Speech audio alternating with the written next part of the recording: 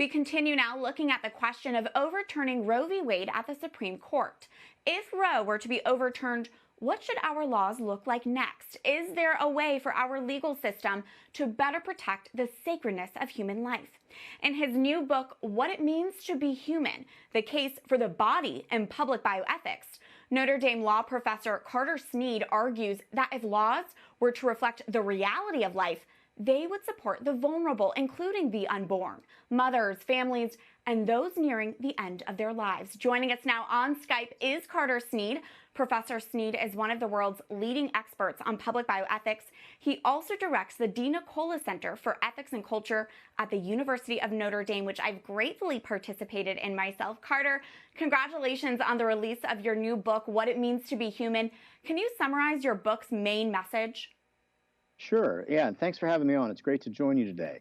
The book basically makes two arguments. The first argument is methodological. It argues that the best way to understand law is through the conceptions that underlie the law about what a person is and what human flourishing is and what we owe to each other.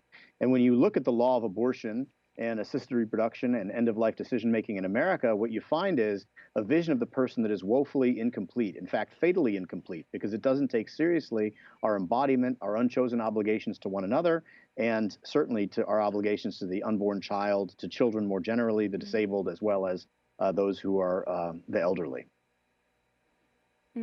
Carter, what does it mean to be human, and how might the pro-life movement benefit from having a better understanding of this truth as we work to protect human life?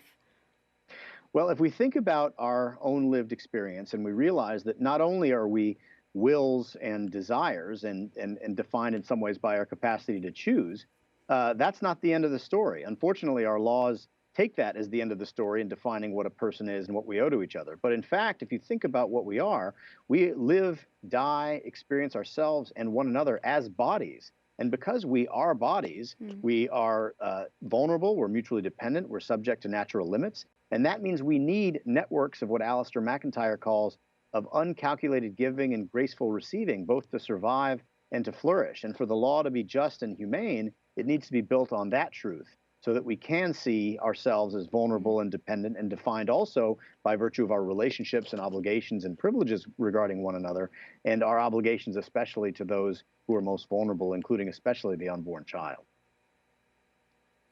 Carter, we spoke earlier in this week's show about what it would legally take to pick away at Roe versus Wade.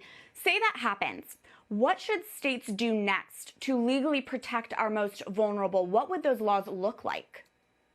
Well, they would look very much like what the laws looked like before 1973. When Roe v. Wade was announced in 1973, abortion was illegal in most states. Of course, women weren't prosecuted for seeking abortions. It was abortion providers that were prosecuted. There were exceptions for the life of the mother, but the unborn child's life was recognized. The unborn child's personhood was recognized in the law and were rightly understood to be part of the moral and legal community.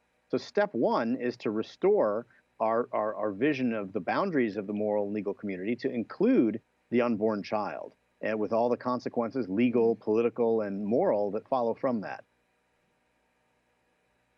Speaking of the Supreme Court, I know you are a friend and former colleague of now Justice Amy Coney Barrett. What should we know about our newest justice? It's extraordinary to hear that. I never get tired of hearing the phrase Justice Amy Coney Barrett. I've known Justice Barrett for 16 years. She's a very dear friend. Her family is a dear friend of our family. And I'm telling you, there's not a greater gift to our country in my lifetime than the appointment of Amy Coney Barrett to the Supreme Court of the United States. She is not only brilliant, everyone knows how brilliant she is, but also she is the most extraordinarily good and generous and humble and honest person that I've ever met, and to have her seated on the highest court in the land is an amazing gift, not just for the rule of law, but to us as citizens as well. She was going to do an amazing job. She will focus her energies as a justice on interpreting the law as it's written and as it was originally understood in the case of the Constitution, and as a result, our laws are going to be more just. Our civic life is going to be better, and our nation will be healthier. Well, Carter Snead, thank you for all that you do to build up a culture of life, and congratulations again on the launch of your book, What It Means to Be Human. God bless you. God bless you.